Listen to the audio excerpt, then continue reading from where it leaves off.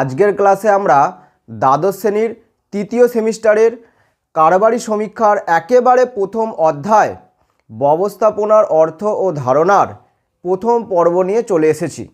আজকের ক্লাসে আমরা যে টপিকগুলো আলোচনা করব সেই টপিকগুলো হলো 1. ব্যবস্থাপনা অর্থ কী বা ব্যবস্থাপনা বলতে আমরা কি বুঝি। 2.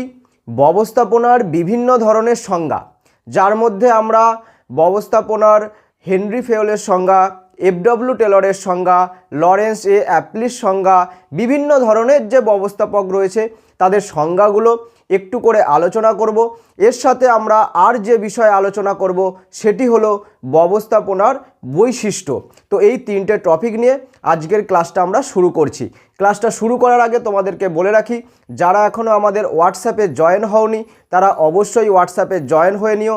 সেখান থেকে তোমরা গুরুত্বপূর্ণ পিডিএফস, নোটস এইগুলো পেয়ে যাবে এবং আমাদের অনলাইন ক্লাস অলরেডি স্টার্ট হয়ে গেছে। যদি তোমরা সেখানে জয়েন করতে চাও অবশ্যই হোয়াটসঅ্যাপে আমার সাথে কন্ট্যাক্ট করবে। তো আজকের ক্লাসটা শুরু করা যাক।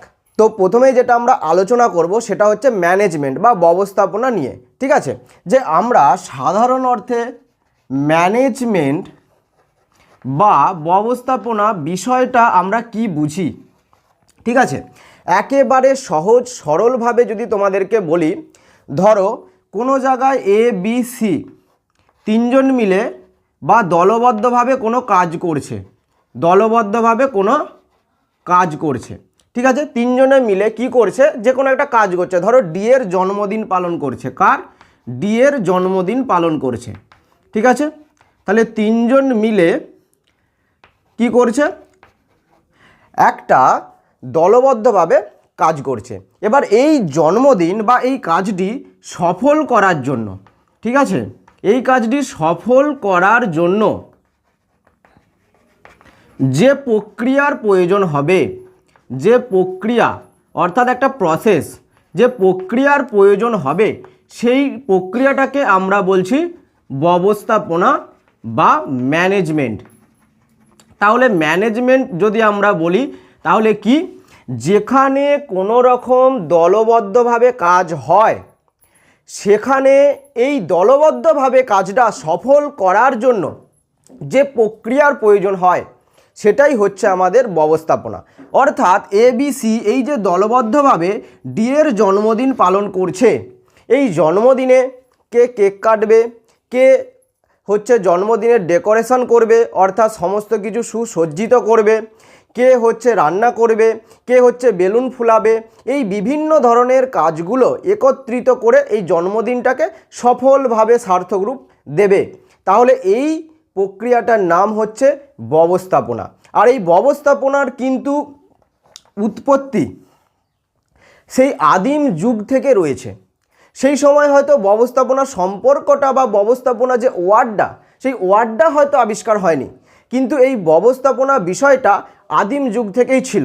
আমরা দেখেছি যে হরপ্পা মহেঞ্জোদারো সভ্যতায় আমাদের হচ্ছে সুপরিকল্পিত নগর পরিকল্পনা করা ছিল, যেখানে চওড়া রাস্তা ছিল, ইটের তৈরি বাড়ি ছিল, যেখানে স্নান করার জন্য স্নানাগার ছিল, ঠিক আছে, প্রতিটি বাড়িতে ঠিক আছে শৌচাগার ছিল। তাহলে এত কিছু একটা প্রপার ম্যানেজমেন্ট ছাড়া কখনো কি সম্ভব? কখনো সম্ভব নয়। তাহলে ম্যানেজমেন্টটা কিন্তু আদিম যুগ থেকেই ছিল। যখন মানুষ গুহায় বসবাস করতো, দলবদ্ধভাবে পশু শিকার করতে যেত, তখনও ম্যানেজমেন্ট ছিল, কিন্তু তখন হয়তো ম্যানেজমেন্ট শব্দটার উৎপত্তি হয়নি। পরবর্তীকালে ম্যানেজমেন্ট বা ব্যবস্থাপনা শব্দটির উৎপত্তি হয়েছে।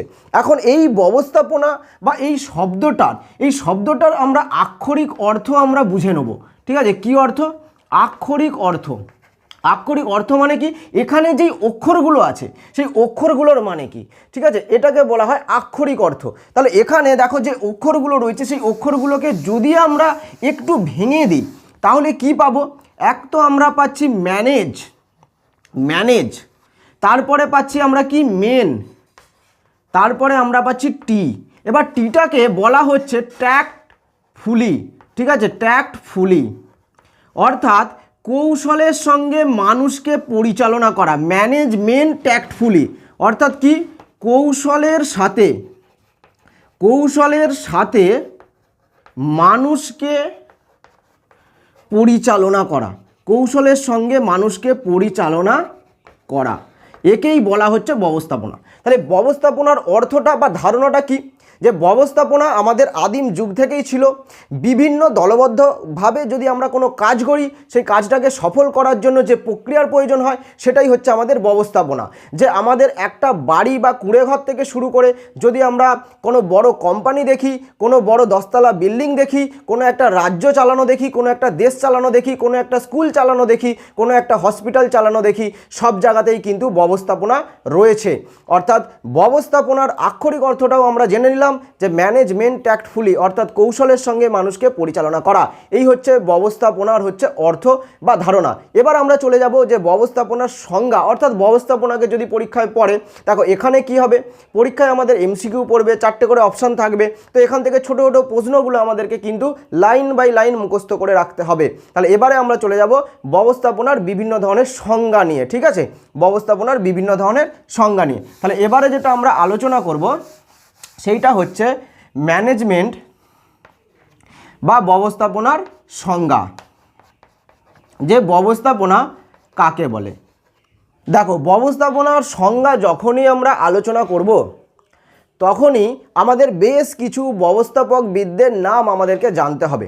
যারা অর্থনীতি নিয়ে আলোচনা করে তারা অর্থনীতিবিদ, তেমনি আমাদের ম্যানেজমেন্ট বা ব্যবস্থাপনার বেশ কিছু গুরুত্বপূর্ণ ব্যক্তি রয়েছে যারা এই ম্যানেজমেন্টকে দিনের পর দিন উন্নতির দিকে নিয়ে গেছে, তাদেরকে আমরা বলি ব্যবস্থাপকবিদ। ঠিক আছে, এখন এই ধরনের বিভিন্ন ধরনের ব্যবস্থাপকবিদ রয়েছে, যার মধ্যে তোমাদের কয়েকটা গুরুত্বপূর্ণ নাম অবশ্যই মনে রাখতে হবে, যা থেকে প্রতি বছর উচ্চ মাধ্যমিকে কিন্তু একটা করে এমসিকিউ আসেই। সেটা হচ্ছে তোমার হেনরি ফেওল। ঠিক আছে, হেনরি ফেওল। হেনরি ফেওল, একে বলা হয় ব্যবস্থাপনার জনক বলা হয় বা আদিগুরু বলা হয়। তাহলে পরীক্ষায় পড়তে পারে যে হেনরি ফেওল কে, বা ব্যবস্থাপনার আদিগুরু কাকে বলা হয়? ব্যবস্থাপনার আদিগুরু কাকে বলা হয়? তোমার উত্তর হবে হেনরি ফেওল। 4টে অপশানের মধ্যে তোমার উত্তর হবে হেনরি ফেওল। হেনরি ফেওলকে ব্যবস্থাপনার কি বলা হয়? আদিগুরু। কেন বলা হয় সেটাও তো জানতে হবে, কারণ এই যে ব্যবস্থাপনা বা ম্যানেজমেন্ট, এই ম্যানেজমেন্ট আমরা কি করে করব তার 14টি নীতি আছে। এই নীতিগুলো তোমরা সেকেন্ড চ্যাপ্টারে গিয়ে পড়বে। এই 14টা নীতি প্রথম হেনরি ফেওল বর্ণনা করেছিলেন বা আবিষ্কার করেছিলেন, বা তার জন্মদাতা। সেই কারণে হেনরি ফেওলকে কি বলা হয়? ব্যবস্থাপনার আদি গুরু বলা হয়। তাহলে হেনরি ফেওলের মতে ব্যবস্থাপনা কি? হেনরি ফেওল কি বলছে যে ম্যানেজমেন্ট কি? হেনরি ফেওল বলছে ম্যানেজমেন্ট হলো এমন একটি প্রক্রিয়া, যে ম্যানেজমেন্ট হচ্ছে এমন একটি প্রক্রিয়া, যে এমন একটি প্রক্রিয়া যেখানে পরিকল্পনা ও পূর্বানুমান করা হয়,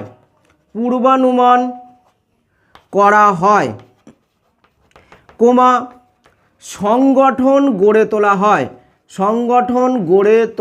হয়, নির্দেশ দান, সমন্বয় সাধন ও নিয়ন্ত্রণ করা হয়। তাহলে ব্যবস্থাপনাকে হেনরি ফেওল একটা প্রসেস বলেছে, একটা প্রক্রিয়া বলেছে। যে প্রক্রিয়া কি? যেটা ধাপে ধাপে হয়, অনেকগুলো কাজ মিলিয়ে একটা কাজ, সেটা বলেছে হেনরি ফেওল। ব্যবস্থাপনা হচ্ছে একটা প্রসেস, একটা প্রক্রিয়া, যেখানে তিনি কি বলেছেন?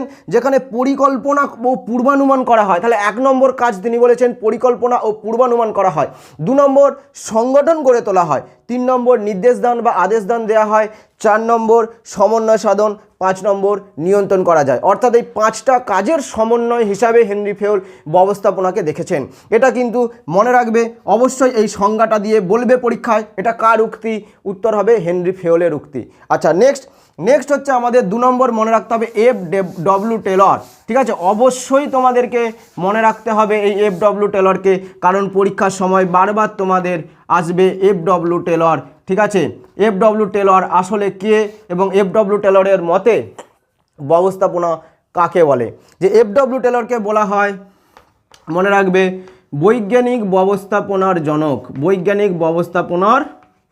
জনক বলা হয়। কেন? কারণ হেনরি ফেওল যেমন ব্যবস্থাপনার বেশ কিছু নীতি বলেছিল, 14টা নীতি, তেমনি FW টেলরও ব্যবস্থাপনার নীতিগুলো তো বলেই ছিল, তার সঙ্গে প্রতিটা নীতিতে কিভাবে বিজ্ঞানকে আমরা ইনক্লুড করতে পারবো। অর্থাৎ একটা নীতি, একটি নীতি এবং সেই নীতির সঙ্গে কিভাবে আমাদের ঠিক আছে সায়েন্স যুক্ত হবে, ঠিক আছে, সেইভাবে তিনি বেশ কয়েকটা নীতির কথা বলেছিলেন। সেই জন্য এফডব্লিউ টেলরকে বলা হয় বৈজ্ঞানিক ব্যবস্থাপনার জনক। এখন এফডব্লিউ টেলরের মতে আমরা দেখে নেব যে ব্যবস্থাপনা কাকে বলে। তিনি কি বলছেন?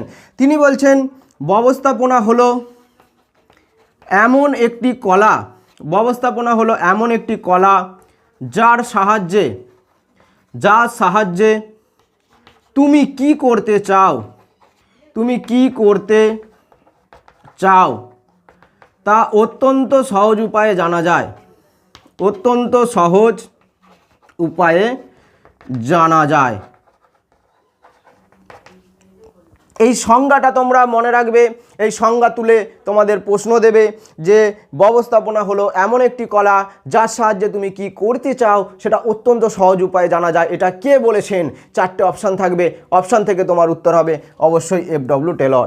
আরেকটি আমরা মহান অর্থনীতিবিদের সংজ্ঞা আমরা জেনে নেব, মহান হচ্ছে ব্যবস্থাপকবিদের আমরা সংজ্ঞা জেনে নেব, যিনি হচ্ছেন লরেন্স এ অ্যাপলি। ঠিক আছে, লরেন্স এ অ্যাপলির সংজ্ঞাটা বারবারই কিন্তু পরীক্ষায় এসেছে, উচ্চ মাধ্যমিকেও এসেছে, ঠিক আছে, এবং পরবর্তীকালেও তোমাদের আসতে পারে এই সেমিস্টার সিস্টেমে। যেটা 3 নম্বর সংজ্ঞা আমরা জেনে নেব, লরেন্স এ অ্যাপলি। লরেন্স এ অ্যাপলি কি বলছে? বলছে ব্যবস্থাপনা হলো অপরকে দিয়ে কাজ করিয়ে নেওয়ার কৌশল, যে অপরকে দিয়ে কাজ করিয়ে নেওয়ার কৌশলই হচ্ছে আমাদের ম্যানেজমেন্ট বা ব্যবস্থাপনা। এই চলে গেলাম আমরা বিভিন্ন ধরনের সংজ্ঞার মধ্য দিয়ে। তাহলে আমরা কি পড়লাম? ব্যবস্থাপনার অর্থ জেনে নিলাম, ধারণা জেনে নিলাম, ব্যবস্থাপনা সংক্রান্ত বেশ কয়েকটি গুরুত্বপূর্ণ সংজ্ঞা আমরা আলোচনা করলাম। এবারে যেটা আমরা আলোচনা করব সেটা হচ্ছে ব্যবস্থাপনার বৈশিষ্ট্য। ন্যূনতম 5-6টা বৈশিষ্ট্য তো তোমাকে মনে রাখতেই হবে, যেহেতু ছোট প্রশ্ন আসবে, কোন লাইন থেকে কিভাবে প্রশ্ন দেবে সেটাও তোমাকে কিন্তু খুব সতর্কভাবে কিন্তু তোমাকে পড়াশোনার মধ্যে আয়ত্তে আনতে হবে। তো যেটা আমরা এবার বৈশিষ্ট্যগুলো আলোচনা করে দেবো আজকের ক্লাসটা, তারপরে আমরা শেষ করব। যে এবারে আমরা আলোচনা করব বৈশিষ্ট্য, যে ব্যবস্থাপনার যে বৈশিষ্ট্যগুলি আলোচনা করো। ব্যবস্থাপনার দেখো অনেক বৈশিষ্ট্য রয়েছে, প্রায় 12-13টা বৈশিষ্ট্য তো হয়েই যাবে। তার মধ্যে থেকে আমরা গুরুত্বপূর্ণ বৈশিষ্ট্যগুলো আলোচনা করব। প্রথমেই যেটা আলোচনা করব যে ব্যবস্থাপনা হলো একটি প্রক্রিয়া বা প্রসেস। দেখো প্রসেস আমাদেরকে কাকে বলে জানতে হবে। যেমন আমরা প্রসেস রাইটিং করেছি ছোটোবেলায়, যেখানে আমরা আলুর চিপস বানানো শিখেছি, যেখানে আমরা চা বানানো শিখেছি, যেখানে আমের আচার বানানো শিখেছি। কিন্তু প্রসেস জিনিসটা কি? যেই কাজটা আমাদের ধাপে ধাপে হয় তাকেই আমরা তো প্রসেস বলি। তাহলে ব্যবস্থাপনাও হচ্ছে একটা প্রসেস। কেন? কারণ ব্যবস্থাপনার মধ্যে অনেক কাজ রয়েছে ছোট ছোট, সেই কাজগুলো ধাপে ধাপে হয়। পরিকল্পনা, সংগঠন, নির্দেশ দান, আদেশ দান, কর্মীপদ পূরণ, অনুপ্রেরণা, হচ্ছে তোমার সমন্বয় সাধন, বাজেট প্রণয়ন, নিয়ন্ত্রণ। তাহলে এইভাবে ব্যবস্থাপনার বহুত কাজ রয়েছে যেগুলো ধাপে ধাপে আস্তে আস্তে হয়। সেই কারণে ব্যবস্থাপনাকে আমরা বলি একটা প্রক্রিয়া। 2 নম্বর সর্বজনীনতা। 2 নম্বর খুব ইম্পর্টেন্ট, স্টার দিয়ে রাখো। ব্যবস্থাপনা হচ্ছে একটা সর্বজনীনতা প্রক্রিয়া বা সর্বজনীন প্রক্রিয়া। কেন? কারণ ব্যবস্থাপনা তোমার বাড়িতে রয়েছে, ব্যবস্থাপনা স্কুলে রয়েছে, ব্যবস্থাপনা কারবারে রয়েছে, ব্যবস্থাপনা অকারবারি প্রতিষ্ঠানে রয়েছে, ব্যবস্থাপনা আমাদের হসপিটালে রয়েছে, রাজনৈতিক প্রতিষ্ঠানে রয়েছে, সামাজিক প্রতিষ্ঠানে রয়েছে, সমস্ত জায়গায় ম্যানেজমেন্ট রয়েছে। এমনকি একটা বিয়ে বাড়ি হলে সেখানেও ম্যানেজমেন্ট রয়েছে। তাহলে ম্যানেজমেন্ট আমাদের প্রতিটা জায়গায় রয়েছে, প্রতিটা প্রতিষ্ঠানের হচ্ছে প্রতিটা স্তরের মধ্যে ইনক্লুড রয়েছে। সেই কারণে ব্যবস্থাপনাকে সর্বজনীন প্রক্রিয়া বলা হয়। অর্থাৎ ব্যবস্থাপনা ছাড়া কোনো দিনই কোনো দলবদ্ধ কাজ সফলভাবে সার্থক রূপ লাভ করতে পারে না।